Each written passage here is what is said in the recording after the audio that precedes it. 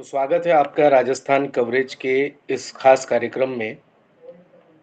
Rajasthan coverage लगातार जो budget 2024 आज जो वित्त मंत्री निर्मला सीतारमण ने लोकसभा के पटल पर रखा, सदन में पेश किया, उसे लेकर के लगातार आम जनता के बीच भी था और इसे लेकर के हमारा खास कार्यक्रम आम जन का मन आज आपने देखा। लेकिन आज हमारे साथ कुछ फाइनेंस एक्सपर्ट्स हैं और भिन्न-भिन्न जो क्षेत्र हैं और बजट के लिहाज से जिनकी राय महत्वपूर्ण है, आज वो लोग भी हमारे साथ इस चर्चा में जुड़ेंगे। राजनीतिक क्षेत्र से भी कुछ लोग होंगे हमारे साथ इस समय। सीए प्रीतम गोस्वामी जी जुड़ चुके हैं, जो कि बिजनेस कोच और ऑथर हैं और साथ ही अध्यक्ष हैं रोटरी क्लब के। सर, बहुत बहुत स्वागत है आपका। हमारे साथ पंकज लड्ढा जी भी इस समय मौजूद हैं, जो फाउंडर हैं इन्वेस्ट आज और कल के। पंकज लड्ढा जी हमारे साथ मौजूद हैं। सर, आपका भी बहुत बहुत स्वागत है।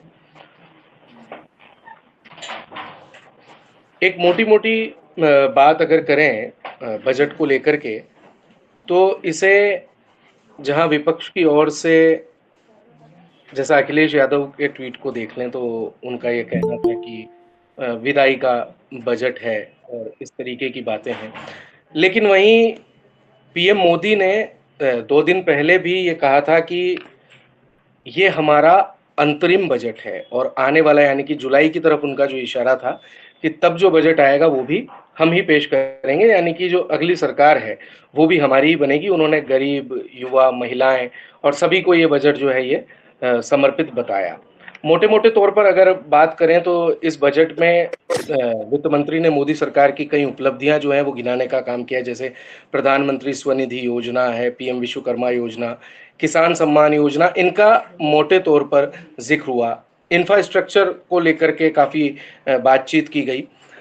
बड़े परिप्रेक्ष्य में अगर देखें तो इसमें टैक्स में कोई बदलाव नहीं किया गया, जो एक आम धारणा बनी हुई थी 2-3 दिन से कि टैक्स में हो सकता है कि कुछ बदलाव करें, महिलाओं को विशेषकर लाभ मिले। 2012-13 में जो कांग्रेस सरकार ने 7 लाख तक जो कर दिया था, उसे 7 से बढ़ा करके 8 लाख तक कर दे।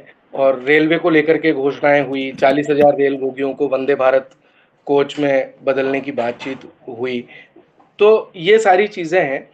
मैं जानना चाहूँगा सर आपसे, प्रीतम गोस्वामी जी हमारे साथ मौजूद है, बिज़नेस कोच एंड ऑथर और अध्यक्ष हैं रोटरी क्लब के। आपसे जानना चाहूँगा सर कि आप इस बजट को किस तरीके से देखते हैं? अ, देखिए, आपने ये देखा होगा कि जो ये बजट है इसमें कोई बहुत ज़्यादा शोर-शराबा या बहुत ज़्यादा पब्लिसिटी नहीं होती, क्योंकि जी, ये एक तरह का अंतरिम बजट है। और जी। जब जैसा कि आप जानते हैं कि लोकसभा चुनाव के पहले अंतरिम सरकार जनरली कोई घोषणाएँ नहीं करती है, कोई नई योजनाएँ नहीं लाती है। बिल्कुल, बिल्कुल। उसे 1 अप्रैल से मंत्रालयों को खर्च करने में दिक्कत ना हो, इसलिए वो बजट एलोकेट कर देते हैं ताकि उनका कार्य चलता रहे। जी। और फिर चुनाव के बाद में डिटेल्ड बजट आता है। तो ये बजट था, तो इसमें कोई बहुत ज़्यादा नई घोषणाएँ नहीं हैं। हुँ, अ, रिपिटेशन है, जैसा आपने खुद कहा हुँ। कि जो भी उपलब्धियाँ हैं, उनको गिनाने की कोशिश की गई है। जी, 2 जी।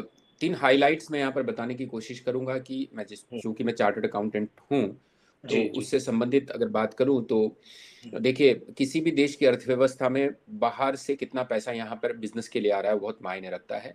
तो हुँ, इन 10 सालों में हुँ। जब प्राइम मिनिस्टर मोदी ने अपना मोर्चा संभाला, तो एफडीआई जो फॉरेन डायरेक्ट इन्वेस्टमेंट है, विदेश का पैसा जो यहाँ बिजनेस के लिए आ रहा है, वो दुगना हुआ है। That hmm. Is 596 US dollar, 596 billion US dollar, जी, जी। जो डबल हो गया है हुँ, उसके पहले के 10 सालों से। तो ये शो करता है कि पूरी दुनिया का हमारी अर्थव्यवस्था, देश के प्रति विश्वास बढ़ा है। हुँ। दूसरी चीज मैं कहूंगा कि इनकम टैक्स फाइल करने वालों की संख्या 2.4 टाइम्स बढ़ी है। हाँ, बिल्कुल। जितनी स्पीड से हमारी पॉपुलेशन बढ़ी, उससे ज़्यादा स्पीड से बढ़ी है। तो लोगों को कहीं ना कहीं अपनी इस जिम्मेदारी का एहसास हो रहा है और उनको पता है कि मुझे रिटर्न फाइल करना चाहिए देश के योगदान के लिए। और भी बातें हैं, बट अभी फिलहाल तो मैं इतना ही कहूँगा। बाकी अब पंकज जी आ चुके हैं। जी। पंकज लड्डा जी भी हमारे साथ मौजूद हैं, फाउंडर हैं इन्वेस्ट आज और कल के। सर बहुत-बहुत स्वागत है आपका। सर कैसे देखते हैं अंतरिम बजट को? देखिए, जहां तक मैंने ये देखा है, आज हुँ। तक की बजट स्पीच का सबसे छोटी बजट स्पीच है। हाँ, बिल्कुल जिस पर 57 मिनट। बिल्कुल, और जिस पर सिर्फ गवर्नमेंट ने फोकस क्या किया, डेवलपमेंट पर और अपनी प्रायोरिटीज पर। एक तरह जी, से देखा जाए तो ये नॉन इवेंट की तरह बजट हो गया, और सरकार, ऐसा लग रहा है कि गवर्नमेंट जो देश को चला रही है वो बिल्कुल प्रोफेशनल तरीके से देश को चला रही है, जैसे कि कॉर्पोरेट चलते हैं। इलेक्शन जी, से पहले जो बजट आता है, जनरली वो माना जाता है कि पॉपुलिस्टिक बजट होगा, लेकिन ऐसा कुछ नहीं है। क्लियर कट उनका फोकस जहां था उसी पे काम किया गया है। किसी तरह की ऐसी कोई स्कीम नहीं दी गई है जो इलेक्शन बजट इसको कहलाए। बजट में इस तरह का, मैं तो ये चाहता हूं कि जिस तरह से ये बजट नॉन इवेंट हुआ है, वैसा ही इलेक्शन भी नॉन इवेंट होता रहे आने वाले टाइम में देश के लिए। तो देश को एडमिनिस्ट्रेशन चला रहा है और चलाता रहे, बहुत अच्छी बात है। आईआईटी बढ़ाएंगे, एक्सपेंशन किया जाएगा आईआईटी का। हर स्टेट में दो मेडिकल कॉलेज। आप जो जो आपको चाहिए वो है। और सबसे इंपॉर्टेंट बात, जो बिजनेसमैन को क्या चाहिए, 1 करोड़ डिस्प्यूट्स यदि क्लियर हो जाए, छोटे मोटे डिस्प्यूट्स, तो ये बिना बात की हेडेक है, जिसमें गवर्नमेंट का भी पैसा लगता है और कोई कलेक्शन नहीं आता है। सबसे बढ़िया जी, बात, इनकम टैक्स जीएसटी कोई चेंज नहीं। जबकि सरकार कह रही है कि पिछले 2-5 सालों में जो हमने इनकम टैक्स जीएसटी में किया, उसका इंपैक्ट क्या हो रहा है, छोटे बड़े सब बिजनेसमैन को हो रहा है। और उससे भी हुँ, क्या फायदा हो रहा है कि इन बिजनेसेस के कॉरपोरेशन की तरह काम करने लग गए। इतने सारे फैमिलीज बिजनेस डेवलप हो गए हैं देश में। ये मान के चलिए कि 3 करोड़ से ज्यादा एसएमई है, और उसमें से कम 20 लाख बिजनेस 100 करोड़ से ज्यादा मार्केट कैपिटलाइजेशन रखते हैं। सब्सिडी में जी, कोई चीज नहीं दिया है, इसका मतलब कि सब्सिडी नहीं बढ़ाई है, तो ये शेयर मार्केट के लिए अच्छा है। टैक्स हुँ, पेयर 10 साल में 2.5 गुना बढ़ गए हैं। अगेन, जब टैक्स ब्रैकेट पे आ रहा है तो शेयर मार्केट के लिए बहुत अच्छा है। टूरिज्म जी, की बात करें तो अल्टीमेट है। यदि डोमेस्टिक टूरिज्म यदि बढ़ेंगे, 1,000 प्लेन नहीं खरीद रहे हैं, इसका मतलब कि आप और हम अब जैसे ट्रेन में ट्रेवल करते थे, वैसे ही आप फ्लाइट में ट्रेवल करेंगे। अफोर्डिंग हाउसिंग की बात कर ले, ईवी चार्जिंग की बात कर रहे हैं, कुल मिलाकर ये सब डोमेस्टिक ग्रोथ का एक तरीका है जो सरकार ने किया है। और उसने वो किया है जो उसको करना है, न कि वो जो गवर्नमेंट, जो पब्लिक चाहती है कि हमें इस बजट को एक बंदर बाट बना दो, ऐसा कुछ नहीं किया है। तो मुझे लगता है कि खूबसूरत बजट, बहुत अच्छे टाइम पर फोकस बजट माना जाएगा इसको। जी, बहुत-बहुत धन्यवाद। हमारे साथ हम आगे भी चर्चा अभी करेंगे। हमारे साथ इस समय रामनारायण मीणा जी जो पूर्व विधानसभा उपाध्यक्ष हैं, पूर्व विधायक हैं। आइए अब उनकी भी राय जानते हैं। सर पहले तो बहुत-बहुत स्वागत है आपका। बजट को किस तरीके से देखते हैं आप? अंतरिम बजट है और आप खुद अ, उस लोकसभा के लोकतंत्र के सबसे बड़े मंदिर के सदस्य भी रहे हैं और आपने भी उस कार्यकाल के दौरान बजट का जो सत्र हुआ होगा उसमें सम्मिलित हुए होंगे। आज के बजट को और सरकार का जो ये अंतरिम बजट है, इसे आप किस तरीके से देखते हैं? देखिए, बजट अंतरिम हो या फुल बजट हो, जी, बजट बजट होता है। इससे ये पता चलता है कि सरकार क्या चाहती है, जनहित की कितनी बात को वो महत्व देती है या जी, नहीं देती है। जी, क्योंकि देश में बेरोजगारी है, किसान आत्महत्याएं कर रहे हैं जी, और ये स्थिति बेरोजगारों की है। तो इन बातों के अलावा जो बजट है उनमें इनके ऊपर इतना फोकस जो करना चाहिए था वो नहीं कर पाए। जी, और जब फोकस नहीं किया तो इस बजट के बारे में आम जन के दिमाग में कंफ्यूज पैदा हो रहा है। जी, उम्मीद है इस गलती को ये कब निकालेंगे, कब ठीक करेंगे, वो तो जब फुल बजट आएगा तब देखा जाएगा। लेकिन जी, अभी फिलहाल जो संभावनाएं थी, जो आशाएं थी, जो आम जन चाहते थे, ऐसा कोई बजट नहीं है। क्योंकि जब से माननीय वित्त मंत्री जी हैं, ये जी, जब से वित्त मंत्री बने हैं तब से इन्होंने किसी भी बजट को उस ढंग से प्रेस नहीं किया या उससे इतने फुलफुल रिजल्ट नहीं आए हैं जितने आने चाहिए थे। और ये स्थिति इस बजट की है जी। जी। हाड़ौती किसानों से जुड़ा हुआ क्षेत्र है, काफ़ी ज़्यादा तादाद में किसान रहते हैं। आप भी किसान नेता के रूप में अपनी पहचान रखते हैं। किसान सम्मान योजना का भी आज ज़िक्र किया, इसे उपलब्धि के तौर पर गिनाया, सरकार की तरफ से वित्त मंत्री निर्मला सीतारमण ने। इसे किस तरीके से देखते हैं आप? देखिए, मैं किसान लीडर मुझे कहा जाता है सही है, लेकिन मैं खेत में रहता हूँ। शायद कोई भी पुराना सीनियर आदमी इस तरह से खेत में नहीं रहता जैसे मैं रहता हूँ। जी, ये किसान निधि हो ये टैक्स को किस तरह से डिस्ट्रीब्यूट करते हो, 1 रुपया जो होता है उसको किस तरह से डिस्ट्रीब्यूट करते हो। किसान निधि तो ये अनुदान टाइप है, इससे किसान को कोई फायदा, किसान को फायदा होगा फर्टिलाइजर की कीमतें खत्म कर दी जाए, किसान को फायदा होगा कि सब लोगों को टाइमली जो चार्जेज है उसमें माफी की जाए, या किसान की जो दवाई है उसमें जो जीएसटी है, टैक्सेस हैं, वो टैक्सेस खत्म किए जाए। क्योंकि किसान के पास छोटी जोत है, 2-2 बीघा 4-4 बीघा की जमीन की जोत में किसान न कमा पाता है, न खेती कर पाता है, न नौकरी पैसा कर पाता है, न पढ़ाई कर पाता है। किसान सबसे ज्यादा दुखी और पीड़ित है। हाँ, हवाई जहाज में देखते हैं कि फसल ठीक हो रही है, लेकिन किसान का खेत कितने एकड़ का है, उसमें कितना पैदा होगा पर्टिकुलर व्यक्ति के बार, ये सरकार नहीं देखती। इसके बारे में इनको रिसर्च करके देश की अर्थव्यवस्था को ढांचे पे लाने के लिए गरीब किसान को, छोटे किसान को और जो मजदूर है उनके, सही बात तो यह है कि मनमोहन सिंह यदि मनरेगा नहीं चलाते तो गाँव की अर्थव्यवस्था बड़ी बदतर हो जाती और लोगों को काम नहीं मिलता और न उनको कोई धंधा मिल पाता, न उनकी रोजी रोटी चल सकती थी, दाल पानी भी उनको नहीं मिलता। इसलिए इसको करना चाहिए। ये किसान निधि जो है वो इतनी फ्रूटफुल नहीं है, केवल प्रचार ज्यादा है, इसके अलावा कुछ नहीं है। जी जी क्या होना चाहिए इसके लिए? क्या किसानी से जुड़े हुए जो लोग हैं वो राजनीति में आए, वो लोकसभा का चुनाव लड़े, वहां तक पहुंचे? जैसे चौधरी चरण सिंह की बात कर लें या पुराने जो लीडर्स हुआ करते थे, वो किसानों की बात को उस तरीके से वहां पर उठाते थे। क्यों इतने सालों बाद भी आज तक किसानी के लिए, मतलब किसानी के लिए आज से जब भी हम बात करते हैं तो ये कहते हैं कि आज भी किसानों की वही स्थिति है या उससे भी ज्यादा दयनीय है, और दूसरी तरफ agriculture is the Gamble of monsoon ये भी कहा जाता है। तो क्या इसमें सरकार को प्लान लेके आना चाहिए या सुधार करना चाहिए? देखिए, सरकार को नीति घोषित करना पड़ेगा जी। और वो साफ है। पाम ऑयल देश में आ रहा है, किसान की ऑयल प्रोडक्ट्स का भाव डाउन हो रहा है। यही हालत आप समय पे जब किसान को बेचना होता है अपना प्रोडक्ट, गेहूं वगैरह, तो वो पाबंदी लगा दी जाती है, इससे बिचौलिया पैदा होते हैं और कोटा परमिट की रीति नीति चालू होती है। सरकार को इसके बारे में स्पष्ट करना चाहिए। किसान का प्रोडक्ट का एक्सपोर्ट होगा और किसान से संबंधित कमोडिटीज का इंपोर्ट नहीं होगा, उसमें पाम ऑयल को भी शामिल किया जाए तो किसान की आर्थिक स्थिति सुधरने की स्थिति में आ सकती है। और दूसरी बात, ये तो प्रधानमंत्री जी आम जनता की बात करते हैं, इनको किसानों का जो आदमी आज भी खेत पे रहता है, जिसको एक्सपीरियंस है, गांव से उठकर के आया है, उनको नीति निर्धारकों की टीम में शामिल करना चाहिए ताकि इनको सही राय मिल सके। करना यही है जो चाहे, लेकिन उनसे राय तो ले। एक भी व्यक्ति इनकी टीम में वो नहीं है जो आज भी खेत पे रहता हो। इनको सोच के करना चाहिए ताकि किसान की स्थिति बेहतर हो सके।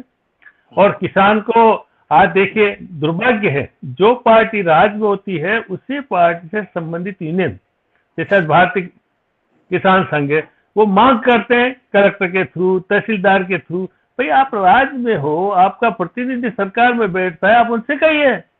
लेकिन एक पॉलिटिकल जो चल रहा है एजेंडा मानिए, पॉलिटिकली एनवायरमेंट बनाना मानिए या राजनीतिक उसका फायदा उठाना मानिए, केवल प्रचार के लिए पार्टी करती है। जो भी पार्टी पावर में आती है उससे संबंधित यूनियन जो बात करती है, वो काम का हल नहीं निकालना चाहते, केवल प्रचार प्रसार के लिए करना चाहिए। प्रचार प्रसार हमारे देश में ये हो रहा है। छत्तीसगढ़ का मुख्यमंत्री राजस्थान में एडवर्टाइजमेंट में पैसा खर्च करता है, और जितना एडवर्टाइजमेंट में पैसा आज ये सरकार कर रही है, केंद्र सरकार, कभी भी किसी भी प्राइम मिनिस्टर ने नहीं किया। इस सारा पैसा अखबारों के माध्यम से कैप्चर करने के तरीके से उनको दूसरे तरीके से मोबिलाइज किया जा सकता है, लेकिन पेपर्स को कैप्चर किया जाए, मीडिया को कैप्चर किया जाए, दूसरे ऐसे संसाधनों को कैप्चर किया जाए, तो इससे सही स्थिति, सही पिक्चर नहीं आ सकता। तो ये जो पैसा खर्च हो रहा है, जो फिजूल खर्चियां हो रही है, उन फिजूल खर्चियों को रोकना चाहिए। वो पैसा सारा किसान के इंटरेस्ट में, गरीब के इंटरेस्ट में, मजदूर के इंटरेस्ट में। देखिए कितना चेंज हो गया। पहले 60 दिन तक जो मजदूर काम करता था वो परमानेंट करवा दिया जाता था सरकार में। आज तो ठेकेदार के थ्रू मजदूर लिए जाते हैं।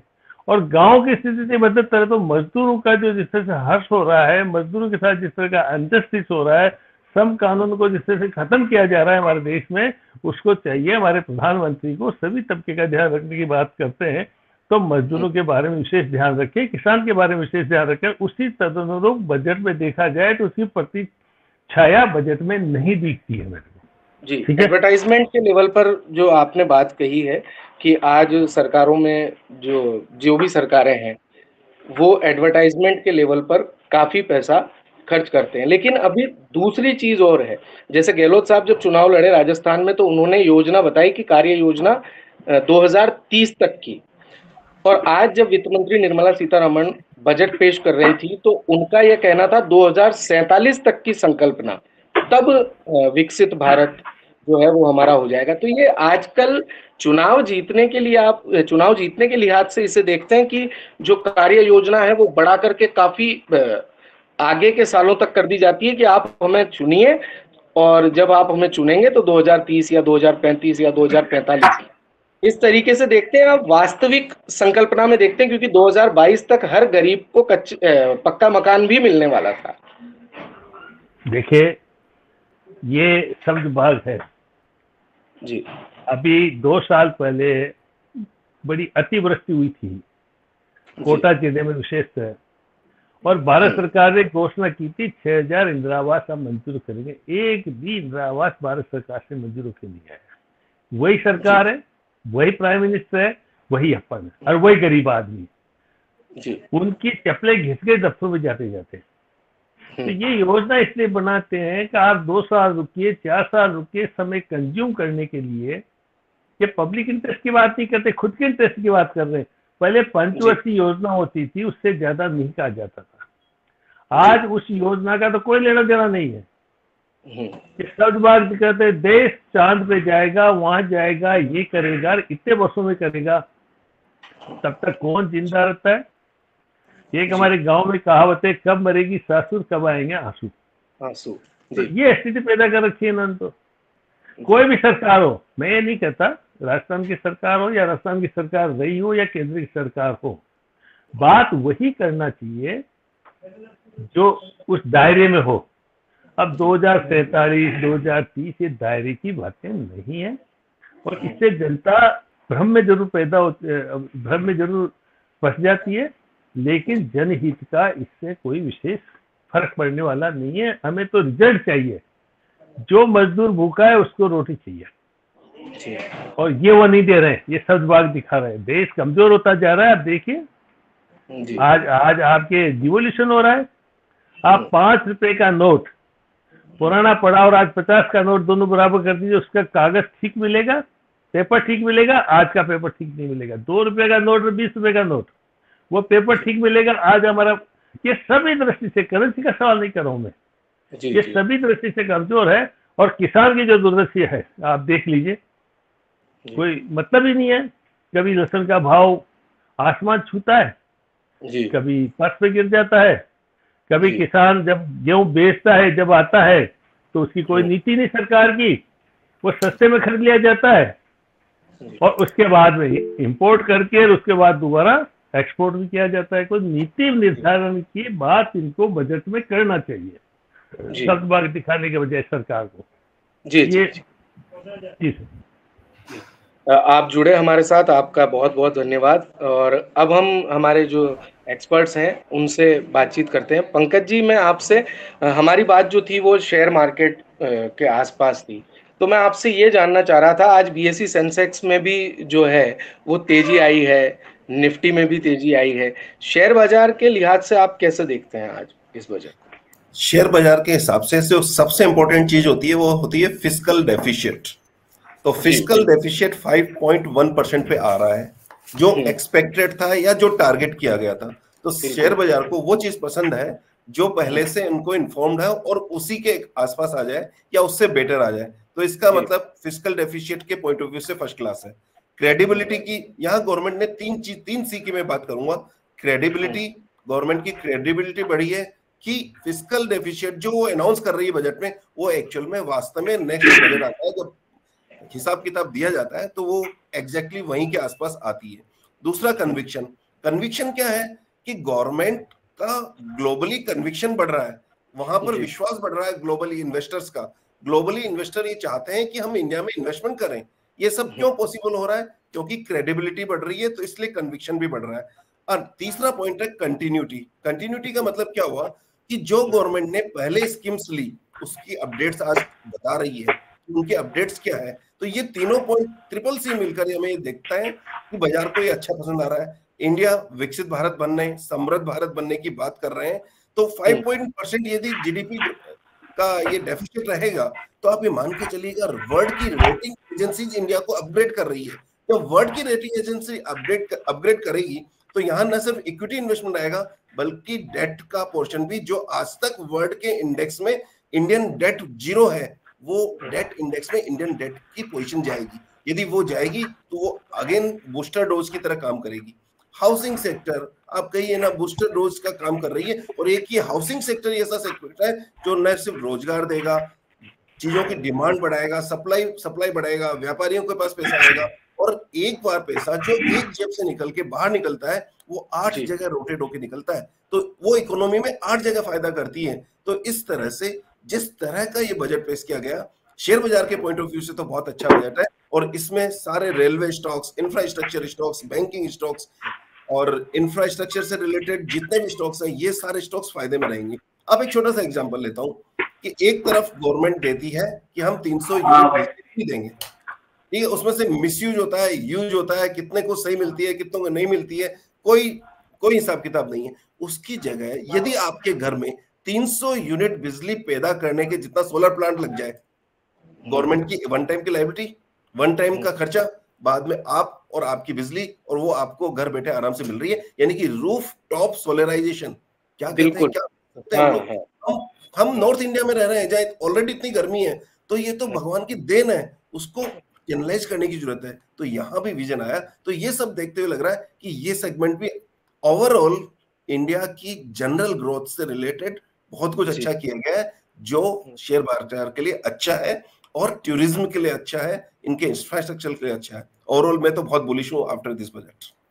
जी, प्रीतम जी हमारे साथ हैं। प्रीतम जी से मैं जानना चाहूंगा, जैसे रेलवे को लेकर के घोषणाएं हुई हैं, लेकिन मैं आपसे यहाँ पर, चूंकि आप बिजनेस कोच भी हैं, तकनीक से जुड़े हुए जो युवा हैं उनके लिए जो घोषणाएं हैं और जो विजन प्रस्तुत किया है, उसे आप किस तरीके से देखते हैं? ओके, देखिए, आपने देखा होगा पिछले 10-12 सालों में कि भारत के युवा आईआईटी करने के बाद, टेक करने के बाद दूसरे देशों में जाते थे और अपनी तकनीक, अपनी जानकारी, नॉलेज का इस्तेमाल दूसरी कंपनियों के लिए करते थे।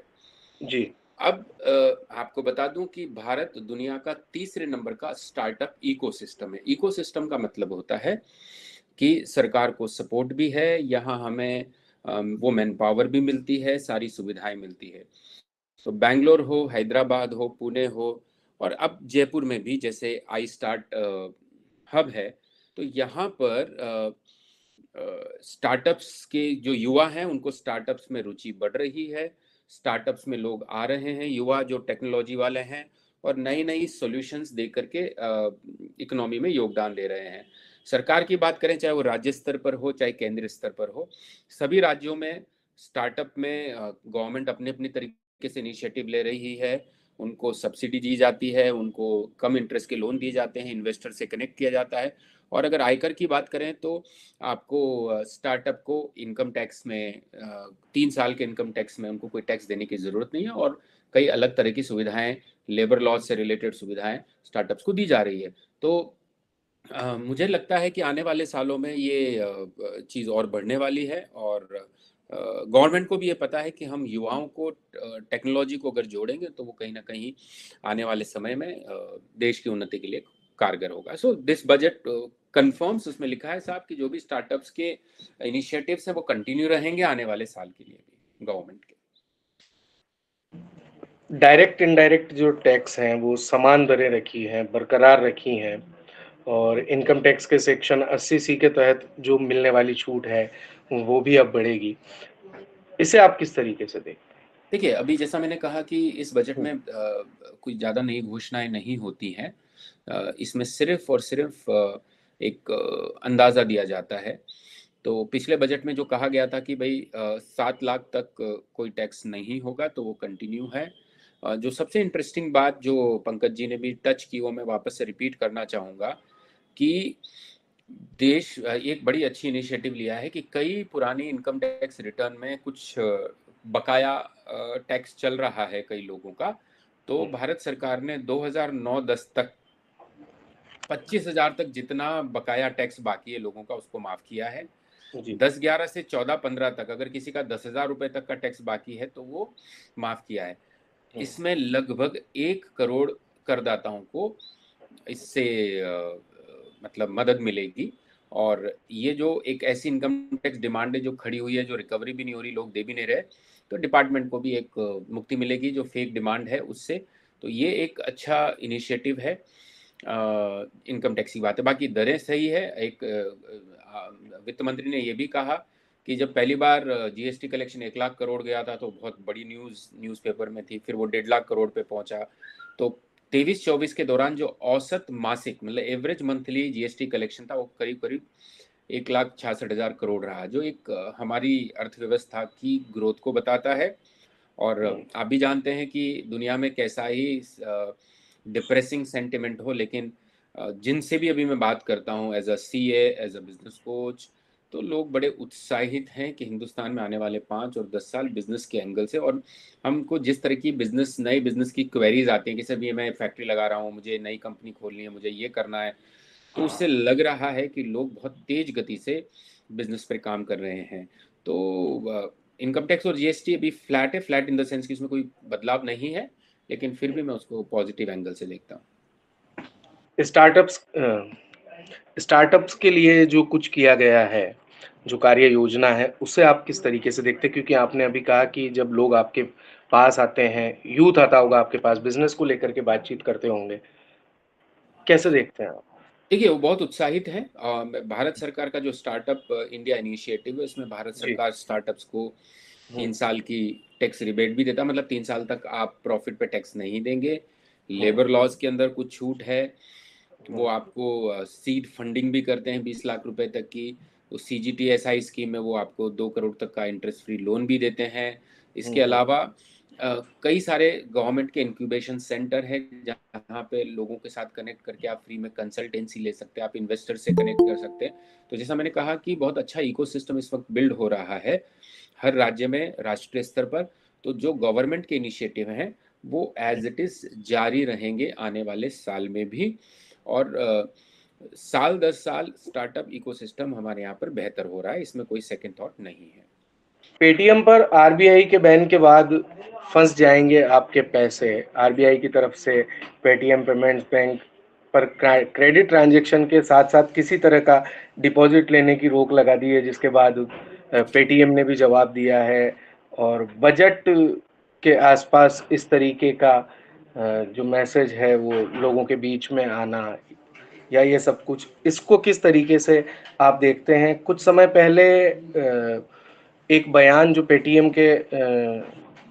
पेटीएम से जुड़े हुए अधिकारी थे, अगर मैं ठीक हूँ तो शायद फाउंडर, उनका ये भी कहना था कि 2024 का जो साल है वो फाइनेंस के लिहाज से काफ़ी मुश्किल भरा रहने वाला है।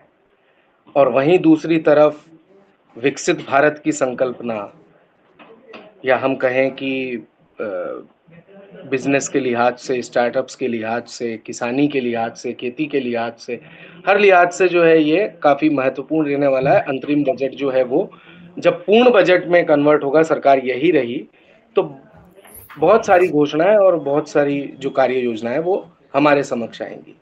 इन सबको कैसे देखते हैं? देखिए, चैलेंजेस डेफिनेटली, देखिए अगर मैं ग्लोबल पर्सपेक्टिव में बात करूं तो यूरोप में जो सेंटिमेंट अच्छे नहीं हैं, यूएस में फाइनेंशियल सेंटिमेंट अच्छे नहीं है, और वहाँ पे इस साल चुनाव भी हैं, दो लड़ाइयाँ हम लड़ रहे हैं, चाइना की स्थिति हमें पता है। जी। और जब ग्लोबल में ये माहौल होता है तो किसी कंट्री के लिए ग्रोथ कर पाना या अपनी इकोनॉमी को संभाले रखना एक बड़ा चुनौती होती है। तो मैं कहूँगा कि चुनौतियां तो आना स्वाभाविक है। पेटीएम की बात कही तो डेफिनेटली ये रेगुलेटरी मेजर है, ये कोई परमानेंट स्टेप नहीं लिया है गवर्नमेंट ने, इट्स अ रेगुलेटरी मेजर।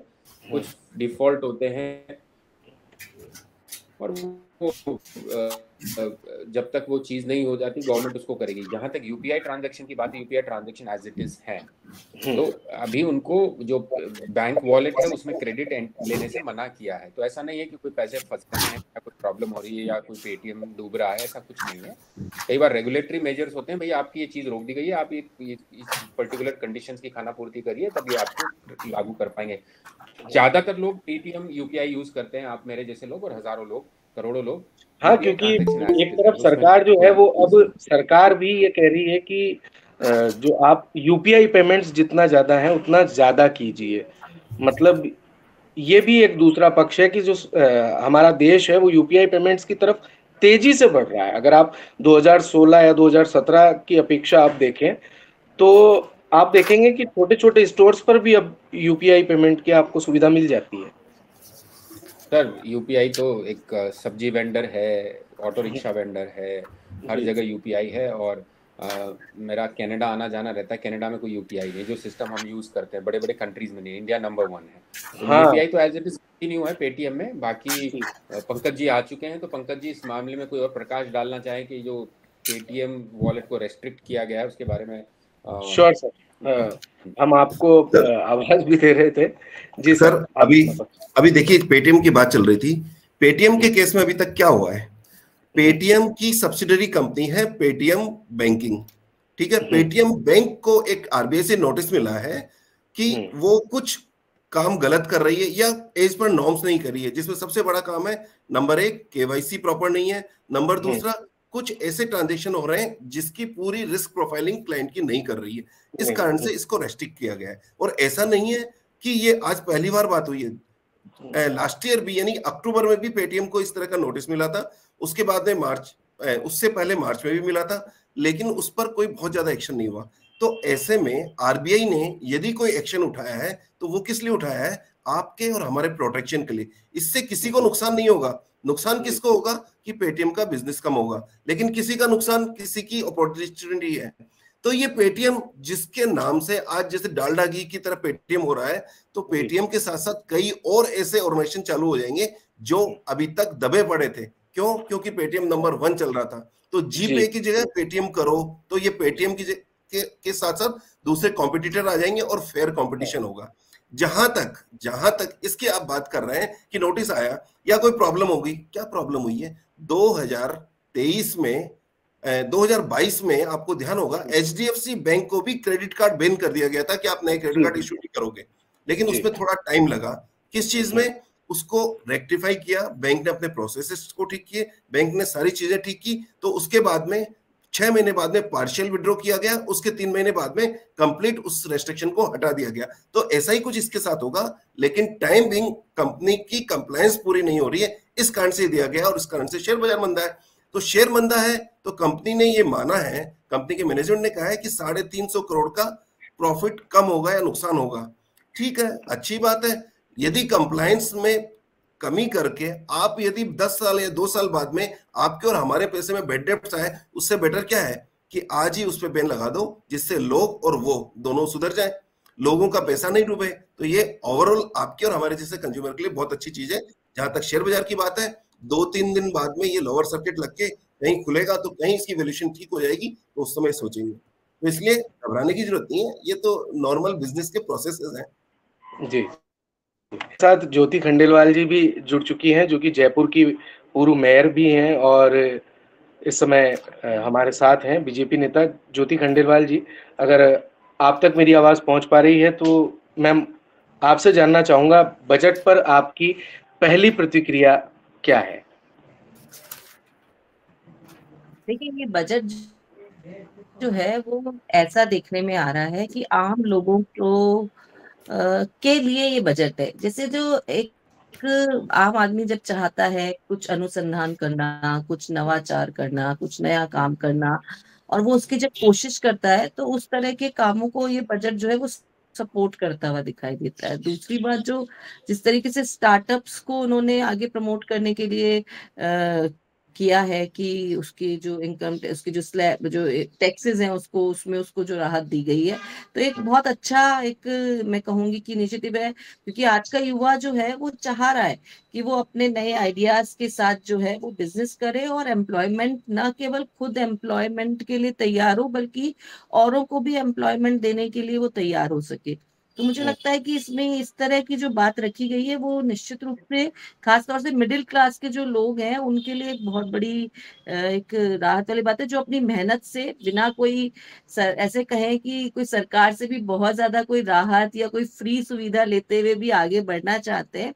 तो उस आम आदमी को जो है वो कैसे बेहतर काम कर सके, उसका जो है इस पे काम किया गया है। खासतौर से मुझे एक और जो बहुत बहुत अच्छी बात लगी इसमें, कि मिडिल क्लास लोगों के लिए जो आवास योजना और लेकर के आने की बात की है, या आगे आने वाले टाइम पर सोलर एनर्जी को बहुत ज्यादा उपयोग में लेकर के बिजली को कैसे सब लोगों तक पहुंचा सके, और फ्री बिजली भी जो है मिडिल क्लास लोगों तक भी बहुत आसानी से पहुंचा सके, उसके लिए जो एक सोच जो इस बजट में जो दिखाई देती है। निश्चित रूप से इंटरिम बजट है, चुनाव के पहले का 2-3 महीने का ही आने वाला बजट है, पूर्ण बजट बाद में ही आएगा।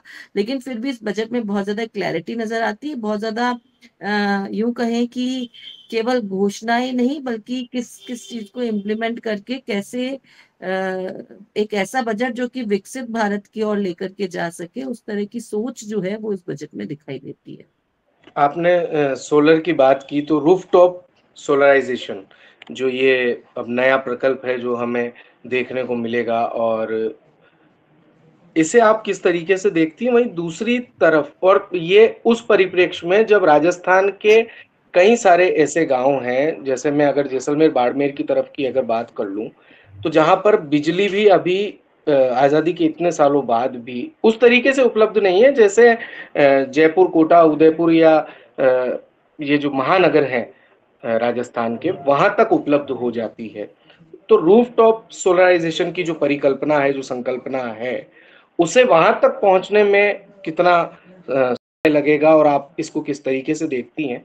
वहीं दूसरा पक्ष की आप स्वयं भी महिला हैं, महिलाओं के लिहाज से खुद स्वयं वित्त मंत्री निर्मला सीतारमण जी जब बजट पेश कर रही थी, तो ये आंकलन किया जा रहा था कल तक भी कि महिलाओं को इसमें जो है वो काफी राहत मिलेगी। ऐसा कुछ होता हुआ नजर आया नहीं। आपका क्या पक्ष है इसलिए? नहीं, देखिए, मैं आपने दो सवाल पूछे, पहले मैं सोलर एनर्जी के बारे में बात जी करेंगे। जी तो निश्चित रूप से जो हम आज हम महसूस भी करते हैं, देखिए, मैं अगर एक पढ़ी लिखी महिला या उसके नाते अगर हम बात करें, तो जिस तरीके से आज रोज कोयले के लिए हम संघर्ष करते हुए दिखाई देते हैं, कोयला उपलब्ध बिल्कुल। नहीं हो पाता है, फिर उन सब चीजों से बिजली का संकट जो है वो गहराता हुआ नजर आता है।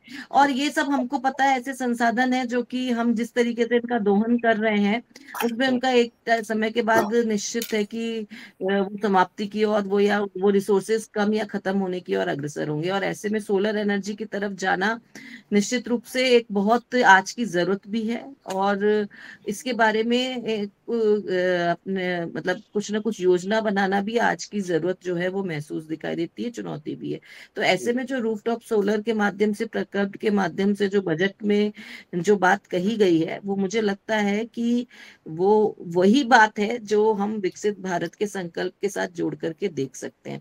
क्योंकि जब तक आप सन की एनर्जी को आप यूज नहीं करेंगे, केवल प्राकृतिक और दूसरे संसाधनों के माध्यम से बिजली को लाने की कोशिश करते रहेंगे, तब तब हम बिजली के संकट को गहराता हुआ देखते रहेंगे। और ऐसे में अगर सोलर एनर्जी के माध्यम से, जो आप दूर दराज गांवों में भी जो बोल रहे हैं कि बिजली नहीं पहुंच पाती है या बिजली नहीं है, उस तरीके से अवेलेबल नहीं है, और वहां तक अगर हम रूफ टॉप सोलर एनर्जी की बात को लेकर के जा पाते हैं, तो सबसे बड़ा एक आगे बढ़ने के लिए जरूरी है बिजली। क्योंकि कोई भी इंडस्ट्री हो या कोई भी हम यूं कहें उद्योग या आगे बढ़ने की जब बात करें, तो बिजली का होना बहुत जरूरी नजर आता है। तो ऐसे में मुझे लगता है कि बहुत अच्छी सोच के साथ सोलर एनर्जी, और साथ ही साथ राहत देने का काम, कि सोलर एनर्जी के माध्यम से 300 यूनिट बिजली फ्री होने तक का काम करना, ये दोनों तरीके से राहत का काम है। जहां तक महिलाओं के लिए बजट की बात है, तो मैं आपको ये कहना चाहूंगी कि युवा महिलाएं, युवा महिलाओं की जब हम बात करते हैं तो उन्हें यही चाहिए होता है कि उन्हें वो शिक्षा प्राप्त कर सके और शिक्षा प्राप्त करने के बाद उनको आगे बढ़ने के अवसर मिल सके, और आपको इस बजट में वो दोनों बातें दिखाई देती हैं। महिलाओं की शिक्षा के साथ साथ, जैसा मैंने पहले भी कहा, कि स्टार्टअप में उनको सहयोग मिल सके, कुछ नया काम वो कर सके, उसमें उनको सहयोग मिल सके। और जिस तरीके से लखपति दीदी योजना को आगे बढ़ाने का काम जो है वो इस बजट के माध्यम से आगे करने की बात की गई है, तो वो आत्मनिर्भर बनाने की बात करती है महिलाओं को। और जब महिलाएं आत्मनिर्भर होती हैं तो उनका स्वाभिमान, उनका यूं कहें कि आत्मविश्वास जो है वो बढ़ता है। और जब वो बढ़ता है तो वो अपने खिलाफ होने वाले किसी भी यूं कहें कि अत्याचार के विरोध भी अपने आवाज को उठा सकते हैं। तो बहुत जरूरी होता है कि वो फाइनेंशियली स्ट्रांग हो सके और वो जो चाहती हैं उस काम को लेकर के आगे बढ़ सके। तो वो सोच जो है इस बजट में महिलाओं के लिए दिखाई देती है। तो मुझे लगता है कि एक बहुत ही अच्छा बजट जो है वो निर्मला सीतारमण जी ने बहुत कम शब्दों में बहुत अच्छा बजट जो है ऐसा कह सकते हैं कि समय की मांग को देखते हुए इस तरीके से बजट दे। केवल ये नहीं कि केवल यूं कह दिया जाए कि चुनाव आ रहे हैं और एक लोक लुभावना सा बजट 2-3 महीनों के लिए एक प्रस्तुत कर दिया गया, ऐसा ये बजट नहीं दिखाई देता है, बल्कि एक लॉन्ग टर्म का बजट जो कि आगे के भारत के लिए अपनी एक विजन को जो पेश करता है, उस तरह का बजट जो है ये नजर आता है। आपने लखपति दीदी की बात की, 2 करोड़ का जो विजन था वो रखा था। 1 करोड़ का अभी आंकड़ा आया है कि हम उस लक्ष्य को हमने पा लिया है। अब 3 करोड़ जो लक्ष्य निर्धारित अब किया है वो 3 करोड़, इसे चुनावी लक्ष्य कहा जाए या इस लक्ष्य तक, मतलब ये जो लक्ष्य है, जो संकल्प है, ये सिद्धि की ओर अग्रसर होगा? डेफिनेटली होगा। देखिए, मैं आपको एक बहुत स्पष्ट बात बताती हूँ। जब कोई योजना शुरू होती है उसको स्टार्टिंग में लोगों तक पहुंचाने में जो समय लगता है वो ज्यादा हो सकता है, लेकिन जब वो योजना लोगों तक पहुंचने लगती है, उसका लाभ मिलने लगता है, तो उसकी पॉपुलैरिटी और उसकी पहुंच जो है वो ज्यादा लोगों तक होना आसान हो जाता है। ये तो एक तय बात है। जब एक महिला अपने आसपास किसी एक महिला को अगर देखती है कि उसको ये लाभ मिला है, तो 5 और महिलाएं उसका लाभ उठाना भी चाहती हैं और उसका लाभ उन तक पहुंचना आसान भी हो जाता है। तो आप जो बात कह रहे हैं कि अभी 1 करोड़ तक पहुंचे हैं तो आगे 3 करोड़ तक पहुंच जाएंगे, बिल्कुल निश्चित रूप से पहुंच पाएंगे, क्योंकि अब वो संख्या एक को ऐसा अपन कहते हैं ना कि एक बार 0 से 1 पर आना मुश्किल होता है, फिर उसके बाद 5 गुना और 10 गुना करना आसान होता है। तो ये जो चीज है, तो यहाँ पर यही चीज दिखाई देगी जब आसपास, देखिए बहुत एक महिलाएं जब आपस में चर्चा करती हैं कि मुझे इस चीज को लेकर के देखिए लाभ मिला या मैंने इस चीज का लाभ ऐसे उठाया, तो उसके बाद जब आसपास वो 5 महिलाओं को जब उस बारे में बताती है, कहती है, तो महिलाओं को लगता है जब ये लाभ उठा सकती है तो हम भी उठा सकते हैं, तो हमें भी आगे बढ़ना चाहिए। और जब वो इस कदम में आगे बढ़ेंगी और सरकार भी उतने ही एफर्ट्स के साथ जब उन महिलाओं के तक पहुंचने का प्रयास करेगी, तो इस लक्ष्य को पाना मुझे नहीं लगता कि कोई बहुत मुश्किल काम होगा। बहुत आसानी से इसको पाया जा सकता है और पाना जाया चाहिए, इससे महिलाओं को लाभ भी मिले। चलिए, बहुत बहुत धन्यवाद, आपने समय निकाला हमारे साथ जुड़े, उसके लिए बहुत बहुत धन्यवाद। ज्योति खंडेलवाल जी, पूर्व मेयर जयपुर। पंकज जी से अब मैं जुड़ना चाहूँगा। और पंकज जी, चूंकि समय की अपनी सीमा है और आपने अपना कीमती समय राजस्थान कवरेज के लिए दिया, उसके लिए बहुत बहुत धन्यवाद। लेकिन चलते चलते अगर एक क्विक कमेंट में चाहूँ तो क्या कहना चाहेंगे आप इस बजट के बारे में? ये बजट ओवरऑल यदि मुझसे नंबर ले लें तो ज्यादा बेटर होगा, अपने आप में काफी होगा। तो मैं इस बजट को 10 में से 9 नंबर दे रहा हूँ। 10 में से 9? यस सर, 10 में से 9 नंबर दे रहा हूँ, जिसमें हमें सेटिस्फेक्शन है। आज आप देखिए पीएसयू बैंक्स जिस तरह से रैली किए, क्या ये इंडिकेशन नहीं दे रहा है कि बाजार हैप्पी है? क्योंकि पीएसयू बैंक्स, आज से आपको ध्यान होगा 1 साल पहले मोदी जी ने एक बार पार्लियामेंट में इसी मजाक में कभी कहा था कि शेयर बाजार में रुचि रखने वाले लोगों को ध्यान रख लें कि जिस पीएसयू पे ध्यान दे दें। उन्होंने किसी और कॉन्टेक्स्ट में कहा था, लेकिन इस साल का सबसे best performing index public sector undertaking है। वो क्यों है सर? क्योंकि पब्लिक सेक्टर अंडरटेकिंग भी जैसे पहले चलती थी वैसे नहीं चल रही है, बिल्कुल कॉर्पोरेट की तरह चल रही है। अदरवाइज इस बजट में क्या होता कि पेट्रोल के दाम कम कर दो, गैस के दाम कम कर दो, इस तरह की कोई बात नहीं कही गई है। इसका मतलब गवर्नमेंट का वो क्लियर है। तो इसलिए यदि पब्लिक सेक्टर अंडरटेकिंग की बैंकों, पीएसयू और स्पेशली पीएसयू बैंक की बात देखेंगे तो ये सेगमेंट इतना अच्छा सेगमेंट है जो सीधा कॉम्पीट कर रहा है प्राइवेट बैंक्स को। और यदि इनको प्राइवेट बैंक की वैल्यूएशन मिल गई तो यहां से भी मल्टीपेगर होने की चांस रखते हैं। तो इसलिए मैं ये मान के चलता हूं कि जो गवर्नमेंट ने किया है बजट में, वो इतना खूबसूरत काम किया है, जिसमें चैनलाइज किया है हर चीजों को, कॉर्पोरेट तरीके से चला रहा है। जो सबसे ज्यादा मुझे पसंद आया वो यही पसंद आया है। ज्यादा बात, छोटा बजट है जी। प्रीतम जी, सर आपसे जानना चाहूं एक क्विक कमेंट, तो आप क्या कहेंगे इस बजट के बारे में? देखिए, हमारे निवेश गुरु पंकज लड्डा जी ने जब उनको 9 नंबर दे दिए हैं तो आप मैं कितने भी नंबर उनको देंगे? फॉलो करूंगा। मैं 8 जी। दूंगा। रीजन है कि वो अभी क्या है, पंकज जी बुलिश मोड में है, तो मैं थोड़ा सा उसको डिस्काउंट जी। कर रहा हूँ। बट डेफिनेटली जो डायरेक्शन है गवर्नमेंट का, पीएम मोदी का, वो बहुत अप्रिशिएबल है। और पूरे बजट में उन्होंने सिर्फ भविष्य की बात नहीं की कि पिछले 9 साल 10 साल में गवर्नमेंट की स्कीम्स ने क्या क्या डिलीवर किया है, वो सब दिया गया है। और मैं तो एक सीधा सा, जो पंकज जी ने भी बात की, मैं कहता हूं कि कहीं ना कहीं शेयर मार्केट रिजल्ट्स की ओर, सेंटिमेंट्स की ओर, अर्थव्यवस्था की ओर इंडिकेट करता है। पिछले 10 सालों में आने वाला फॉरेन डायरेक्ट इन्वेस्टमेंट इस बात को इंडिकेट करता है कि भारत के प्रति, भारत की व्यवस्था के प्रति पूरी दुनिया का विश्वास बढ़ा है। तो मुझे उम्मीद है कि जुलाई में आने वाला बजट भी इसी दिशा में होगा, और नई योजनाएं जो गरीबों, किसानों, व्यवसायियों के लिए और इस अर्थव्यवस्था को मजबूत करने के लिए ऐसी स्कीम्स आएंगी। चलिए, बहुत बहुत धन्यवाद। हमारे साथ CA Pritam Goswami ji, business coach and author, अध्यक्ष रोटरी क्लब, जुड़े। हमारे साथ पंकज लड्डा जी, फाउंडर इन्वेस्ट आज और कल, पूर्व विधानसभा उपाध्यक्ष रामनारायण मीणा जी, और जयपुर की पूर्व मेयर ज्योति खंडेलवाल जी इस लाइव सेशन में हमारे साथ जुड़ी थी। आप सभी का बहुत बहुत धन्यवाद अपना कीमती समय देने के लिए राजस्थान कवरेज को। और निश्चित तौर पर हमारे इस कार्यक्रम को जो दर्शक देखेंगे वो बजट को और भी सार रूप में समझ पाएंगे, क्योंकि आज के हमारे इस कार्यक्रम का नाम भी था बजट का सार। आप सभी जुड़े, इसके लिए बहुत बहुत धन्यवाद।